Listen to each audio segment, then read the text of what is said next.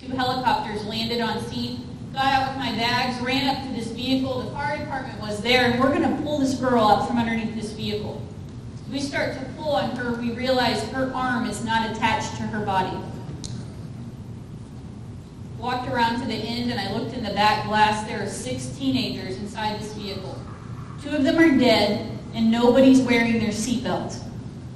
My question to you, is that preventable? It is. But how do we teach that in driver's ed? Kind of goes back to behavior. How many people die in Idaho every year because of car crashes? Do you know? It's like 200. Not a lot, right? I mean, 200. That's a lot of people. 1 person is too many, right? That's why ITD says toward 0 deaths. That should really be our goal. Because if we're going to shoot for 200 deaths, we want them to be your people, not mine. Right? So 1 person is too many, and I know some of you from the south part of the state are like, let them be from Lewiston, they can die. No, we don't want anybody to die. That's the thing. So I want to tell you a true life story that happened in Missouri about a kid named Jack LeDucer. Jack was 16 years old, and smart kid, really smart kid. One of those like child prodigy kids. So he buys himself a nice MacBook Pro. His goal in life is to be a DJ. Don't think like weddings and parties. Think like real life LA, mixing music in a studio with rappers, DJ. Okay, like legitimate. And he's good. He gets gigs in Kansas City and St. Louis, and his parents towed him around with all of his equipment, right? So Jack's kind of well known in the music and electronic music scene before this happened, but he's on his way to school and has his MacBook on in the front seat. You know, most kids are looking at their phone, right? Not Jack. He's got his, hip-hop beat going in the front seat and driving to school. The arrows in this picture indicate his tire marks. He was looking at his computer and left the roadway. Do you see that?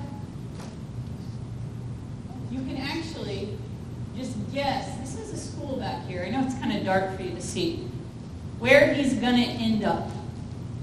So these are the skid marks of his tires from where he came from. This is the intersection where he was. He came from, so he's going this direction.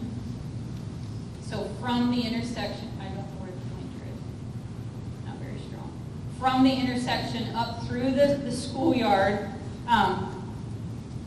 that's his bumper. There's the axle of his car, kind of like the shock and spring in his wheel. Is anybody nervous yet about what's going to happen? He ended up crashing into the school building. In the corner of this school building, I know you can see the yellow. This is glass, actually, right here. He hit the corner of this building, and in here was a classroom full of special needs children. Oops. There's the front of his car. Oh, thank you. Thank you. Pull that. Where he left the roadway. See the school building all the way at the top? This is a city street, right? There's a stoplight he was supposed to have stopped at. Leaving parts of his car on the way. Many of you are thinking, why didn't he brake? Right? He's distracted the whole time looking at his computer screen. That's where he hit the school. There's the fender of his car that flew off. Estimated speed when he crashed into the building was 60 miles per hour. He didn't take his foot off the gas. He didn't hit the brake.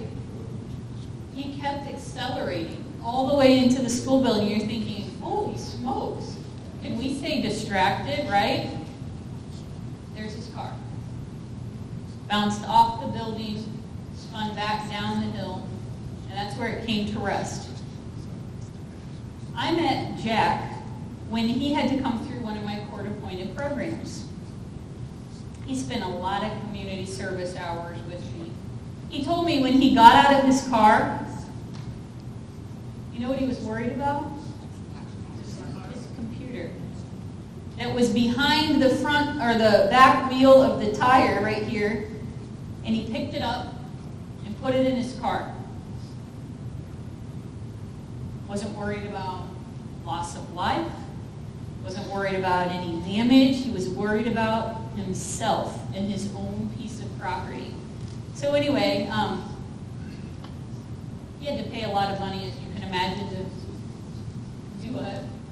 He had to pay a lot of money to fix the building. And can you imagine those children's parents and what they're thinking?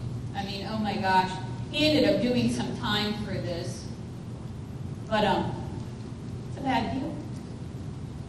Yeah, question. Is there any other maybe factors? Because even normal body response would say my reaction would be take the foot off the gas, but you say he didn't.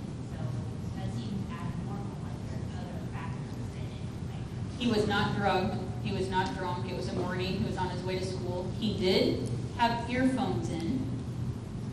So he was probably numb to his environment a little bit more than you would have been if you could hear. But his speed when he went through the intersection was about 60. So he had been looking at that laptop as far as the investigators could determine before he ever got to the intersection. Was he injured at all? He was hardly injured at all. He had a seatbelt on, had some cuts and bruises, had a fracture in his wrist, but that was it. Unbelievable, right? Unbelievable. And we think about that, and I think about drivers who've crashed into markets and, crowded places, and I just wonder what on earth was or wasn't going through your mind at the time, right? And the consequences here ended up to be mostly property damage. But the town where this happened is not very big, about 8,000 people. So as you can imagine, it turned the town upside down. His parents were, like any parent would be, justifying his behavior, that there was a mistake, and it wasn't his fault, and all of those sorts of things. And they ended up moving out of town because the way people, were treating them. And you can just imagine if this happened in the town where you live, what the thought would be, what the feeling, what the community would say about that. I mean, I had a pretty good conversation when I knocked on the door at his house to meet his parents for the first time, and they weren't going to let me in until I was willing to be on their side. So, it was, from the beginning, they were defensive. How do we get here in society? How do we get to that point? Well, let's talk about the things you don't get to hear about traffic crashes. What's Newton's first law of motion? Yeah, you guys teach this, right? Object in motion will stay in motion until acted upon by an outside force. You want the redneck version? For sure, because you can use this with your students. Something keeps moving until something stops it. It's that simple. That's it. What's inertia? Somebody said it. Tendency of an object to keep moving if it's already moving. Tendency of an object to stay at rest if it's at rest. Bed of a pickup truck, tailgate's down. I have a seat, I'm not holding on. Somebody gets in, my friend, in the front of the truck, and they start to go forward.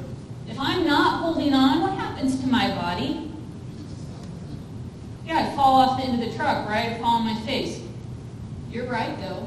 My body stays right here, and the truck leaves without me. I resist a change in motion. I have a tendency to stay still, and I get left behind. What happens? If I'm smart enough to try it again, but this time I hold on. Now what happens? Same thing. I resist a change in motion, but because I'm anchored to the vehicle, I go with it. You guys experience this when you ride in the front seat? A woman is driving and you're in the front passenger seat. She slams on her brakes and you experience that genetic phenomenon I talked about earlier, the mommy arm. You know what I'm talking about, right? She clotheslines you, she whacks you in the chest, she tries to hold you back. That's instinct that we have, trying to overcome Newton's first law of motion and inertia. My purse can be on the front seat. I can have a piece of paper with directions on the front seat. Saved your life. Just instinct that I have to overcome Newton's first law of motion and inertia. With that in mind, let's think about the 3 collisions that happen in a crash. You got to think about speed when you think about the 3 collisions in a crash.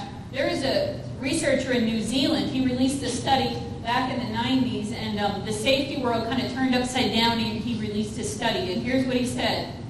Every crash that happens is speed related because you were going too fast to stop the vehicle or you wouldn't have had the collision. Even if the crash speed is 1 mile per hour.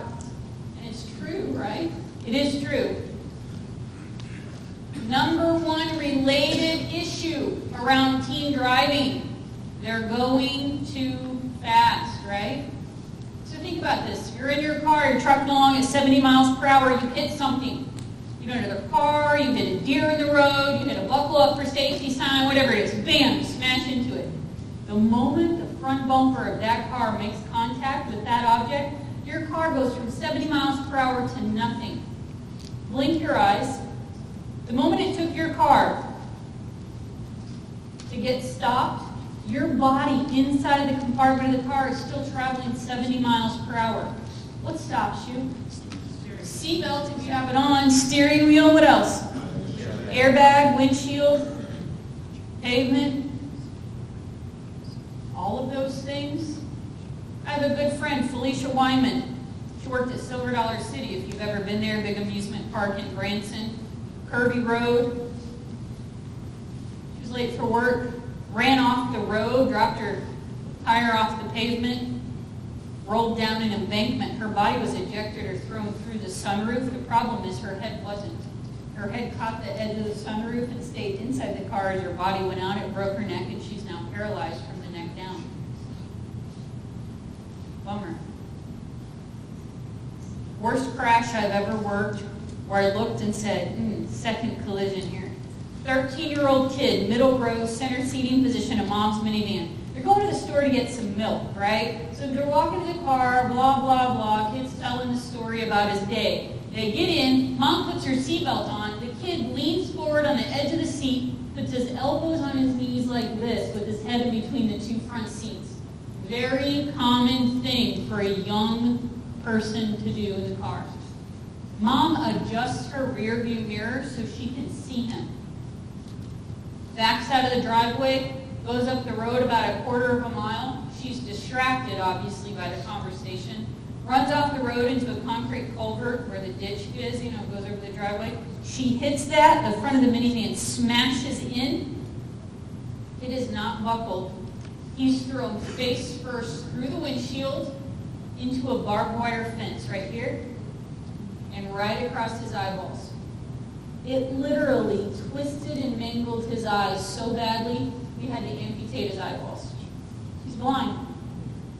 It severed him from ear to ear. Now, we can sew up that tissue, but there are nerves that run down the side of your face.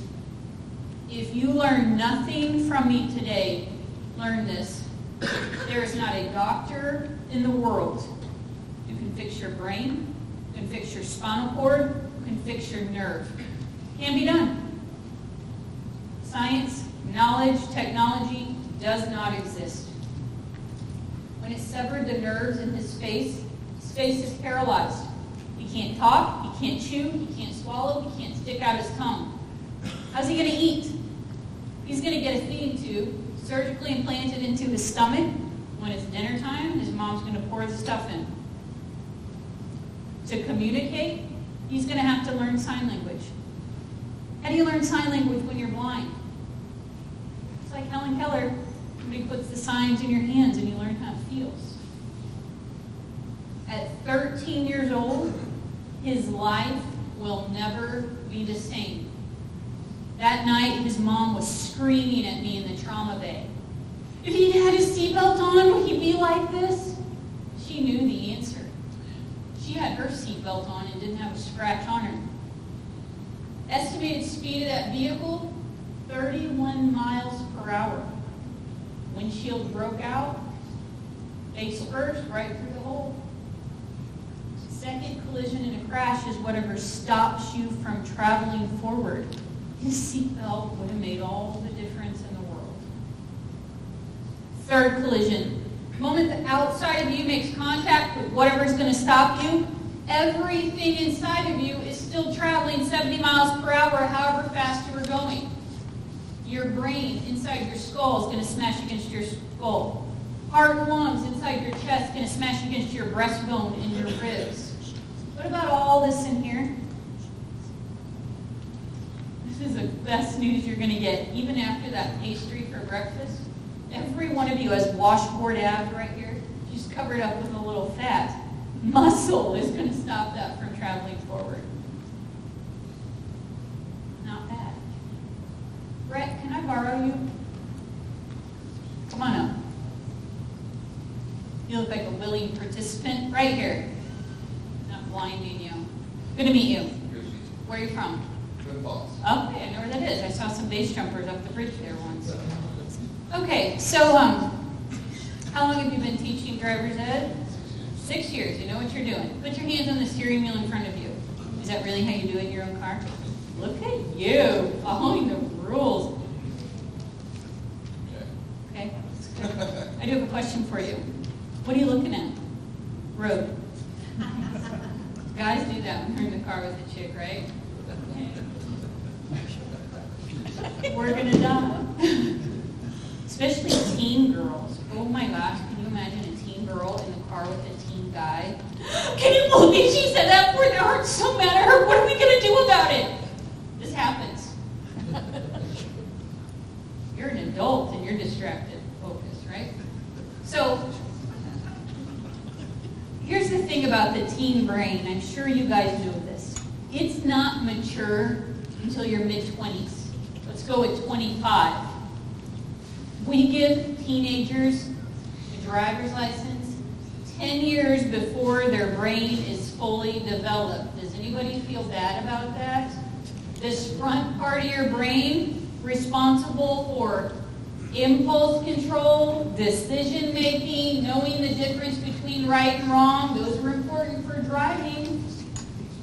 So as an adult, you know that when you see you're about to hit something, you take action. We have what I call the oh crap moment, right? Oh crap, I should do something or I'm going to die. And it's almost immediate. For a teenager, I wonder if I should text my mom about this. Then they have the oh crap moment. So there's this delayed response to what is happening. But you're an adult. You see you're about to smash into something. Typical male behavior, you would take your foot off the gas, you would stomp the brake. You're hanging onto the steering wheel with dear life. Look of terror. No. It was like you just won the lottery or something. Look of terror. Look of terror. No offense, Rhett. That looks constipated. Really. Help him out. There you go. There you go. That's pretty good. Your arms are hanging on to this plastic steering wheel. You've locked your wrist, you've locked your elbow, you locked your shoulder. That plastic steering wheel is connected to a metal steering column, right? Connected to the frame of the vehicle. This is all slowing down in the first collision. This is all still traveling forward for the second collision. Somewhere in this forearm, that message is going to get mixed. This is stopping. This is going. The bone is going to buckle. Your body weight times the speed of your vehicle, that's force. Can you bench press like, I don't know, 3,000 pounds or something after we do a little physics magic? The bone is going to break, pop right through the skin, bilateral compound fractures. Do you have a wife? I do. Does she love you? Yes. Good. Put your hands straight out like this with your thumbs up. You're going to get casted with your elbow straight for the next 6 to 8 weeks while the bone is healing. That means your wife's going to have to wipe your butt. Congratulations. Thanks for volunteering, Rhett. Give him a round of applause. You know what I call this? The unintended consequence of a crash. You didn't mean for it to happen. Hey, guys, try to unzip your pants without bending your elbows. is your friend. How do you feed yourself? You can't bend your elbows. Eat like a dog. And you get your earphones in your ears. You're talking on speakerphone. This is awkward. How do you wash your own body in the shower?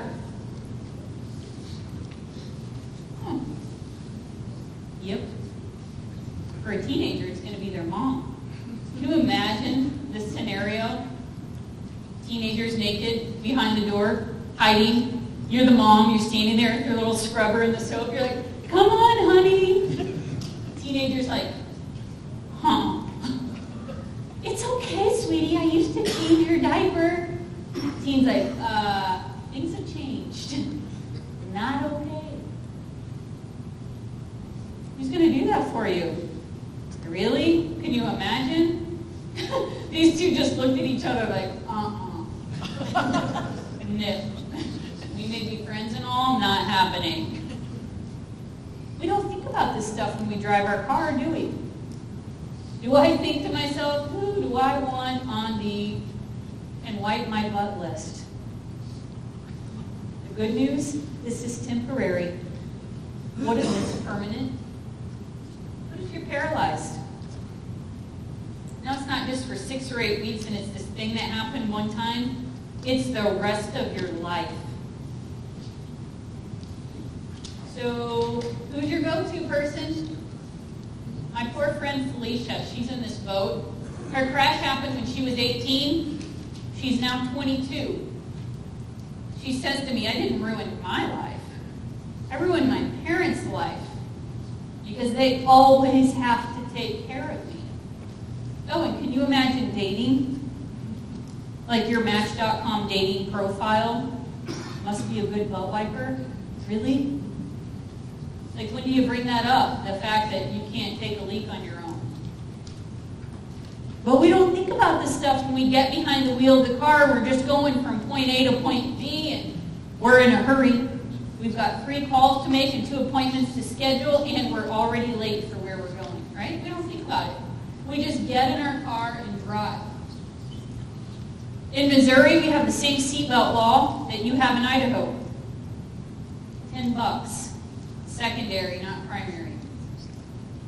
Our teen seatbelt usage rate in Missouri is an abysmal 65%. In Missouri this year, the people who have died, all ages, in traffic crashes, 70% of them were not wearing a seatbelt. And I'm sure if you live in rural Idaho, there are people who hop in their truck and they never buckle up. Think about the behavior. My dad was a race car driver, right? So he was always used to wearing this 5-point restraint. You got to go through this big thing. You put it on, your buckled helmet. But when he gets in his personal vehicle, guess what he doesn't do? Put on his 3-point restraint. In his mind, he just can't imagine that the injuries are that bad in a vehicle going so slow. Hey, Dad. So he puts the seatbelt, he buckles it, and sits on top of it to keep the dinger from going off.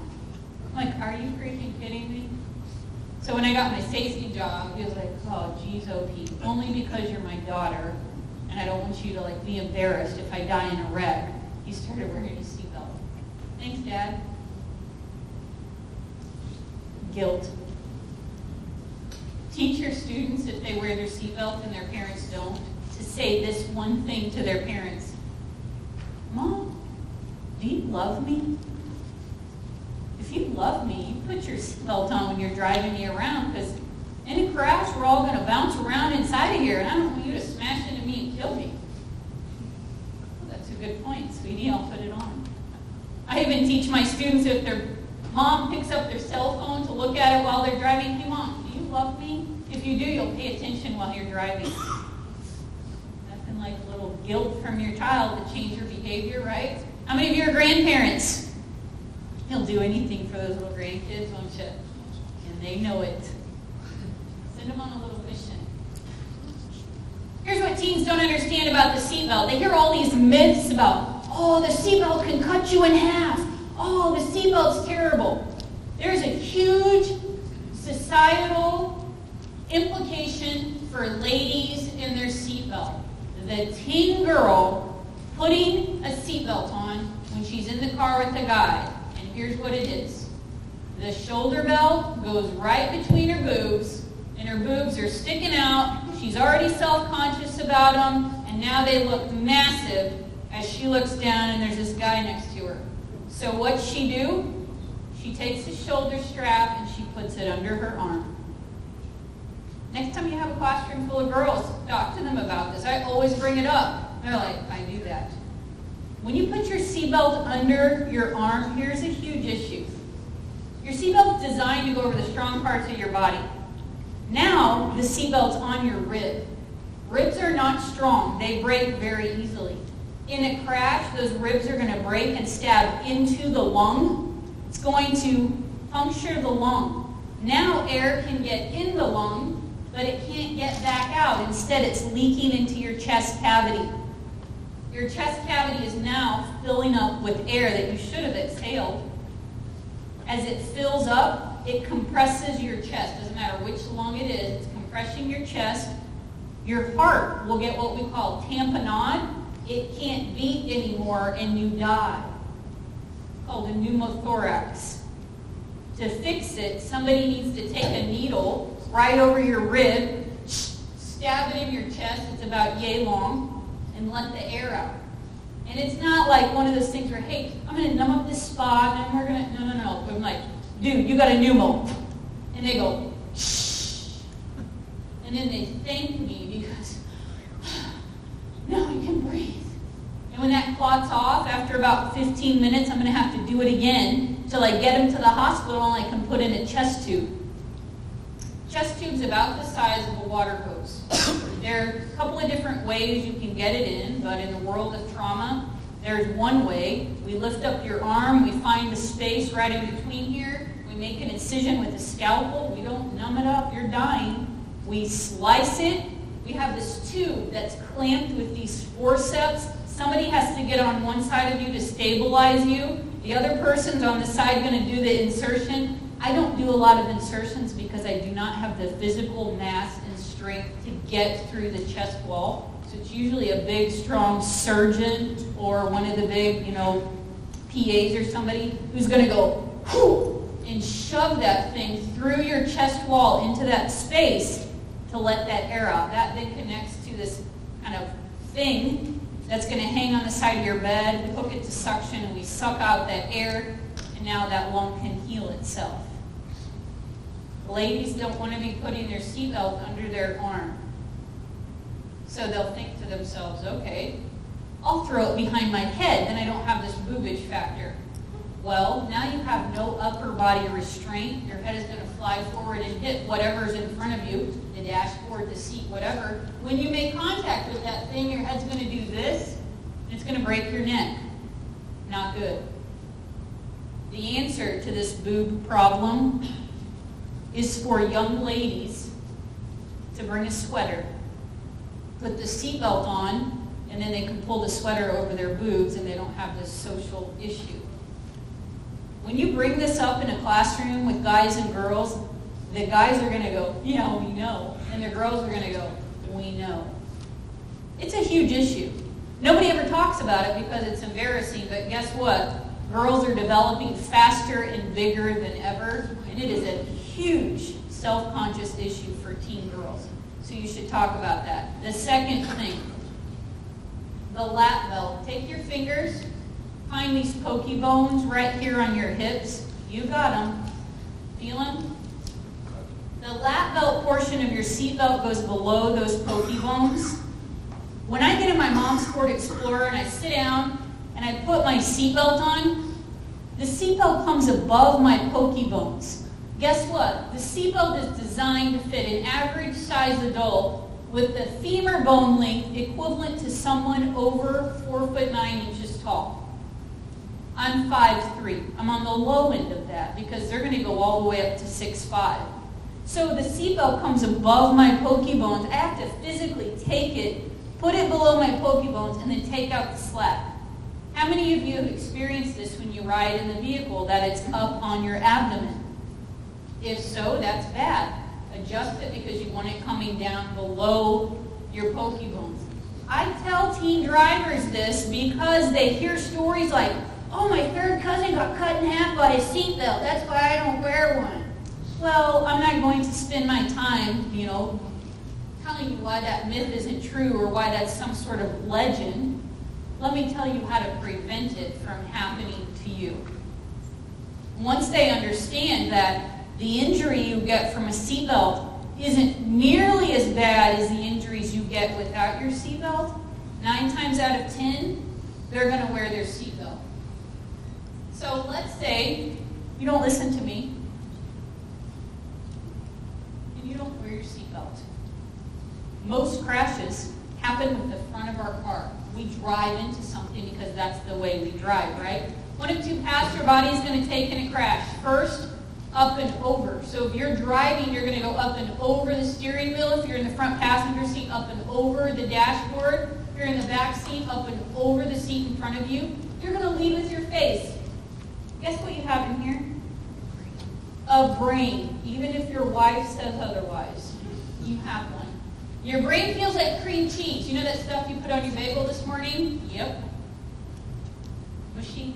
It's on your hand. You just got to kind of wipe it off. Take cream cheese out of the fridge and just throw it on the ground. What happens?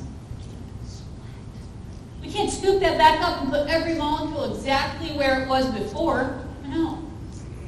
So why do we pay brain surgeons $2 million a year to do brain surgery if they can't fix that?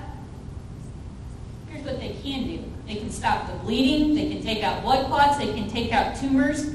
They can't fix the axons, neurons, and synapses in your brain that make your brain function like it does. So once you damage it, once it goes splat on the inside of your skull, sorry, you're just messed up, dude. The younger you are, the more likely you are to recover, probably not fully. All you got to do is look at Muhammad Ali, a boxer who took repeated blows to the brain. John Elway with the Denver Broncos, who got kicked off his, job of being an on-air talent. Do you know why? Because he couldn't formulate the words from his brain to his mouth quick enough, and he would do this. Then the words would come out. Well, TV, you got 8 seconds to give your opinion, and he's spending 4 of them formulating the opinion and getting it to his mouth. That doesn't work. From repeated blows to his brain as an NFL quarterback. 1 blow to your brain in a car crash is worse. Front part of your brain is responsible for personality, impulse control, things you like to do, people you like to hang out with, the music you like to listen to. All of those things are important. And when you damage it, we can't fix it. You go up and over, you smash your face on the windshield, you break your nose, break your face. Feel this bone right here, your zygomatic arch, your cheekbone, we call it. That's the bone in your face that gives your face the structure that it has. Running this direction, your upper jaw where your teeth are embedded. In here, lots of sinus cavities, lots of blood vessels. Imagine for me, last time you had a cold. Sinuses are all clogged up with snot. Every time you try to breathe in, there's that slow, thick ooze of snot that ran down the back of your throat. You can feel it, you can taste it, you can smell it. You're forced with that snot dilemma. You can cough and hack and try to blow the snot out of your nose, or you can just do that whole snort and suck thing and swallow the snot down into your stomach. We're all human. Just imagine for me it's not snot, but it's blood. And every time you breathe in, there's that constant active trickle of blood down the back of your throat. You can smell it, you can feel it, you can taste it. You're forced to just swallow that blood down into your stomach where it begins to clot. Once your stomach gets so full of it, you'll throw up. What I'm describing to you is the fracture in your mid-face, broken face. To fix it depends on how bad it is. We grade them. Grade 1's not too bad. Grade 4's pretty bad. grade 2 through 4. Same procedure as when you're old and you want a facelift, so wear sunscreen. You make an incision right here behind your hairline, right in front of your ear. We make an incision just literally from ear to ear. Peel your face down, kind of Hannibal Lecter style. Expose all the muscle and bone underneath. First thing we have to do is stop the bleeding. Second thing, take out the bone chunks. Third, figure out what this looked like before it got all messed up. We're going to use titanium plates and screws and rivets. We're going to try to build all of this back the way it was. We're going to have to poke holes in your sinuses and wash them out with antibiotic solution. They're going to have to put in drainage tubes so they don't fill up with pus and blood. They can have active draining so you don't have chronic sinus problems. When we're done, we think we have the structure good. We're going to pull everything really tight, staple it back in place. You're going to have those tubes hanging out of your head. Your head's going to be huge like a watermelon. It's going to be swollen and bruised up. After 6 or 8 weeks, you're going to go back to the surgeon for a checkup, and he's going to look at you and say, "Is that what you looked like before?" That's when your smart aleck husband says, "Actually, kind of better." Kidding. It usually doesn't happen. You usually don't look better. When you go up and over, you smash your face on the windshield, you knock out your teeth, you break your bottom jaw. Put your teeth together. Without unclenching your teeth, what can you eat? Soup without chunks. When you break your jaw, they wire your jaw shut. 6 or 8 weeks, you're on a liquid diet. Not your famous Idaho potatoes, too thick to swallow. Think Jell-O that's not quite Jell-O. Ice cream that's melted. Chicken broth. For 6 or 8 weeks until that heals. Oh, by the way, when you go up and over, you hit the windshield is slanted. So when your face hits it and you do this, breaks your neck. When you go up and over your chest, hits the steering column, 30 miles per hour, your breastbone can compress to your spinal cord. Nuh-uh. Yeah. If I can do CPR with these skinny arms, compress your chest 1/3 of the depth of your chest to get effective circulation so you don't die, 30 miles per hour can certainly compress your chest. What's in the middle of here? Heart, lungs, major vessels. That's like serious business, right? Mm-hmm. How many of you are thinking up and over? No bueno. Let's go down and under. Down and under happens to 2 types of people. The first, tall people. Think about this. You ever sat in the back seat of a compact car and you're so smashed in there and the seat's so little that your legs are up like this? If you're tall, this happens to you in a regular vehicle. You're going down and under. Or guys. You know how guys drive, right? You're like this. So, this is true. Just kind of lean back. I'm not talking like ghetto style where you're driving behind him and you don't even know there's somebody driving. I'm just talking kind of lean back. You're good, right? Ladies, we don't do this. Hi. My face is 3 inches from the steering wheel, but I can reach the pedals and I can see, right? This is how we do it, ladies. How many of you out there, when it gets really hairy, like, it's raining really hard, or the roads are bad, or you're lost, you even have to turn down the radio to concentrate, and then we lean closer to the steering wheel, like it's going to make us a better driver. Not guys. I got this. Right? So when you're sitting like this in the vehicle seat, your butt is forward of your spine. That's your pelvis. It's forward of your spine in a crash. If you're not wearing your seatbelt, you're going to submarine or go down and under the steering wheel, down and under the dashboard, and you're going to strike the dashboard with your knee. Break your kneecap, we can fix that. This bone right here in your thigh, your femur bone, strongest bone in your body, surrounded by this very strong muscle mass. The job of that muscle, when this bone breaks from one piece into 2, is to spasm and pull those bone ends back in place. Problem is, inside your long bone, that's where your blood cells are made. So as this is happening and that muscle's spasming, it's bleeding, your thigh is swelling, Oh, and the lining of your bone, that's the periosteum, where your nerve cells are. So as this is happening, it hurts. Paramedics get on scene, they're going to grab onto your foot and pull. Thinking, oh, why? That's traction. Prevent the bone-ins from rubbing up against each other. That reduces bleeding, reduces pain. They'll even strap this device on your leg. It has a little ratchet at the knee, and they'll go and pull those bone-ins apart and keep you with this little device called the hair traction splint so you can get to the hospital, and we'll take you into the operating room to pin it, rod it, or plate it. Okay, everybody breathe. You doing okay? Good.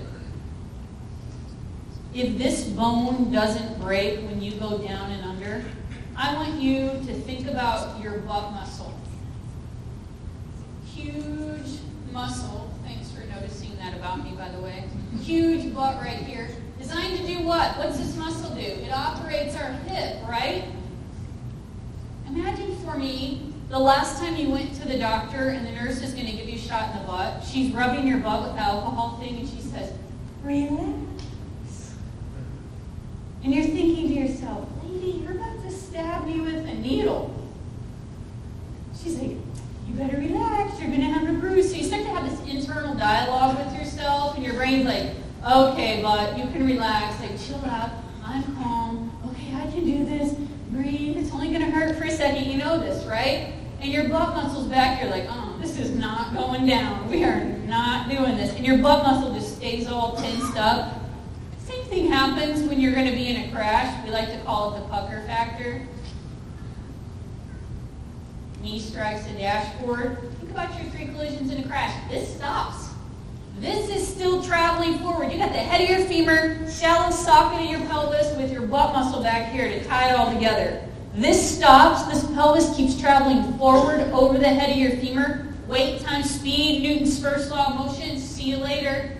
Butt muscle is freaking out. No, femur bone, you do not belong back here. Butt muscle is all tensed up. Femur bone's like, dude, I already stopped. Pelvic bone's like, I'm still traveling forward. Butt muscle's so tense. This femur bone actually, because the butt muscle is now in contact with it, starts to splinter and shred.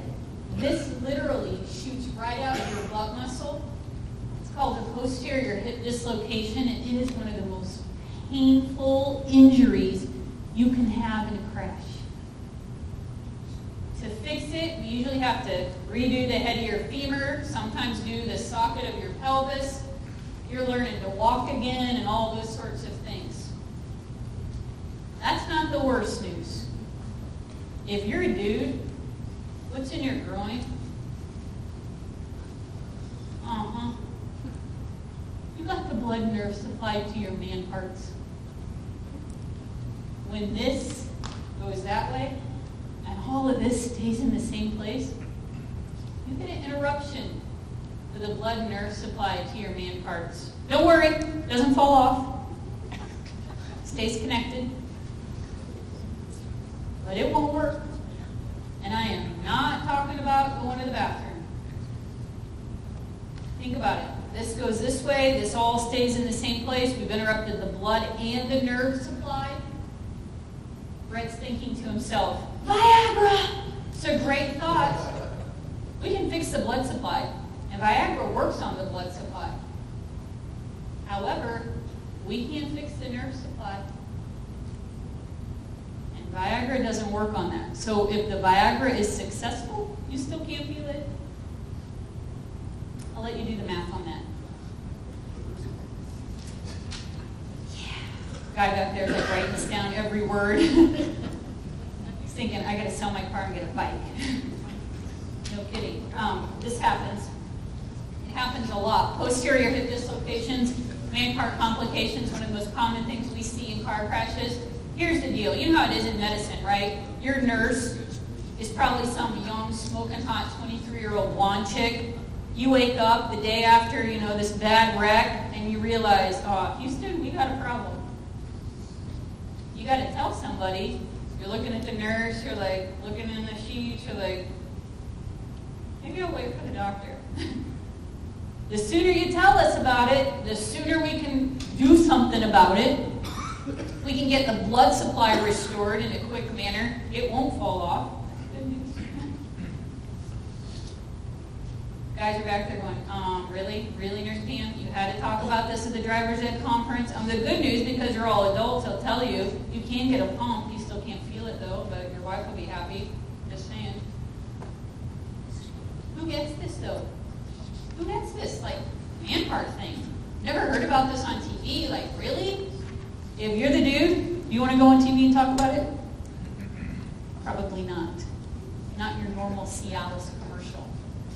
Oh, and by the way, you're single. You've been injured in a wreck. It doesn't work. When do you bring that up if you're trying to date? We can't fix it. Here's what I know. We did a study to find out who gets this. When the speed of the vehicle is 70 miles per hour or greater, there's a male in the front seat and he's not wearing a seatbelt. 70% of the time, there's a posterior hip dislocation with a man-part complication. 70% of the time. Did I just give you every reason to wear your seatbelt and drive like a grandma? Literally, your sex life depends on it. Ladies, for the first time ever, it's awesome to be a woman. Our business is on the inside. If our finger bone shoots through our butt, we're still in business. It's good news, right? You guys are like, oh, of course. Of course. Hey, this is awesome. This is your brain. This is so cool. Look at that. There's your brain. Did you know you have holes in your brain? Not just suspicious on your spouse's behalf, you really do have holes in your brain. They're called ventricles. Just like you have ventricles in your heart, these ventricles don't pump anything. They're just filled with cerebrospinal fluid. They're important. This is where your eyeballs are. Notice your skull, that big white ring. Notice the space between your brain and your skull. It's not very big, right? With that in mind, this is Charlie.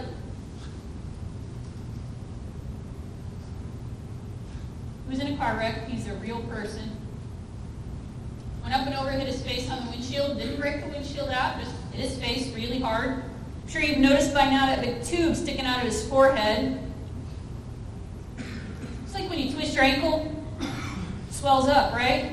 When you hit your head, your brain wants to swell. Problem is it's in this enclosed case called your skull. It swells up and smashes against your skull. Those ventricles I showed you, the brain's going to smash in on those ventricles. You have this little hole at the base of your skull where your spine meets your brain. The pressure is going to be so great, your brain's going to start to squish out the hole. It's called herniation, and you die. We don't want that. So the surgeon came in and literally took a hand auger, a hand drill, and drilled this into the skull, into that space between the brain and the skull. That tube is connected to my computer monitor, and now I can monitor the swelling in his brain.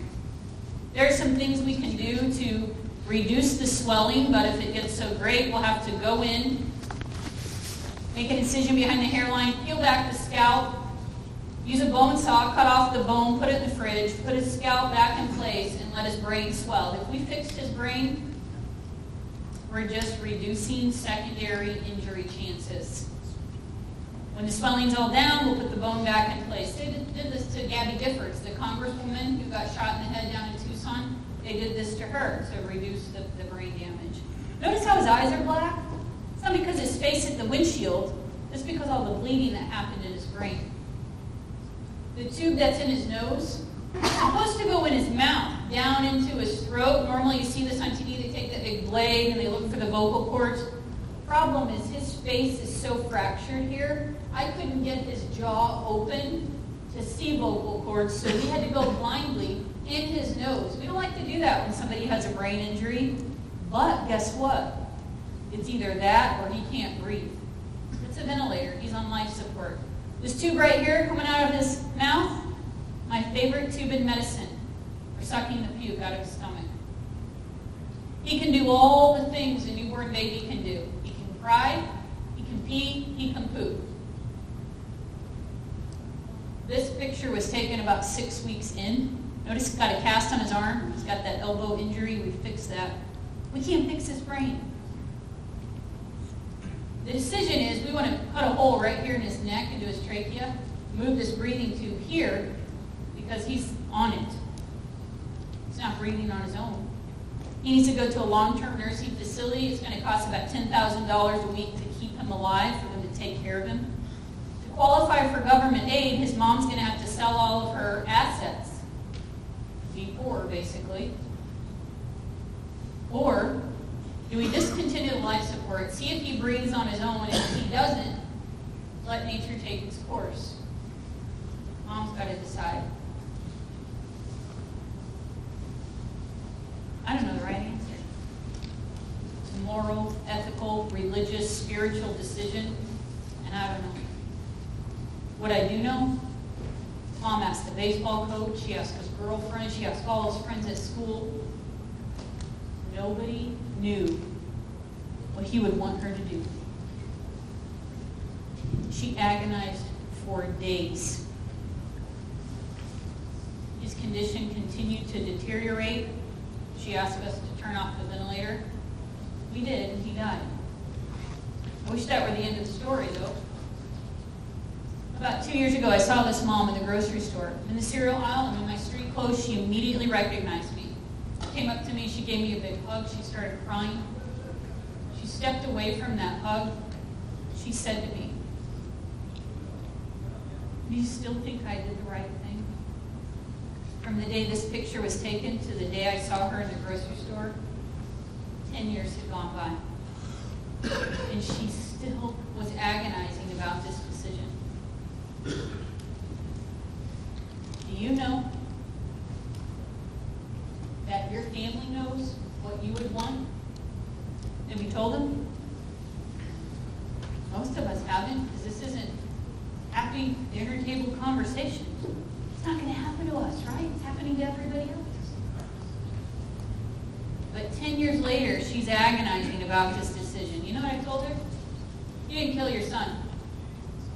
The moment your son used the privilege to drive, and he went 10 miles per hour over the speed limit, didn't have his seatbelt on, and he crashed, he was saying to you, "Mom, I'm okay with whatever you decide here." Because everything about that was preventable, and he didn't prevent it. You don't carry this burden, Mom. Your son does. That's your homework. Make sure your students make their wishes known to their families. In case there is a tragedy, this gift is peaceful. Thank you guys very much for your attention.